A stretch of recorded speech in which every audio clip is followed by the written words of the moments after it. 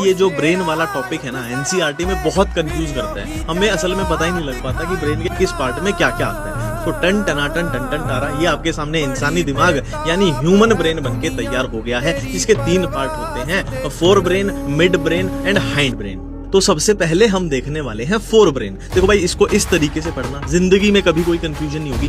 Fore brain के 2 part कर दो, टेलेंसीफेलोन एंड डाइंसीफेलोन। अब टेलेंसीफेलोन में 3 चीजें आएंगी। सबसे पहले सेरिब्रम, जिसके आउटर पार्ट को ग्रे मैटर भी बोल देते हैं और इसी को सेरिब्रल कोर्टेक्स भी बोला जाता है, और इनर पार्ट को व्हाइट मैटर बोल देते हैं। सेकंड आएंगे ऑल्फैक्टरी लोब्स, और थर्ड है लिम्बिक सिस्टम का मेजर पार्ट। इधर डाइंसीफेलोन में सबसे पहले थैलेमस। अब देखो, कोई स्ट्रक्चर थैलेमस के ऊपर है, ऊपर के लिए एपी वर्ड आ जाएगा, किसके ऊपर, थैलेमस के, तो एपीथैलेमस। और कोई स्ट्रक्चर थैलेमस के नीचे है, नीचे के लिए वर्ड आएगा हाइपो, इसके नीचे थैलेमस के नीचे तो हाइपोथैलेमस। और लिम्बिक सिस्टम का मेजर पार्ट यहाँ था, तो माइनर पार्ट लिम्बिक सिस्टम का डाइंसीफेलोन में आ जाएगा।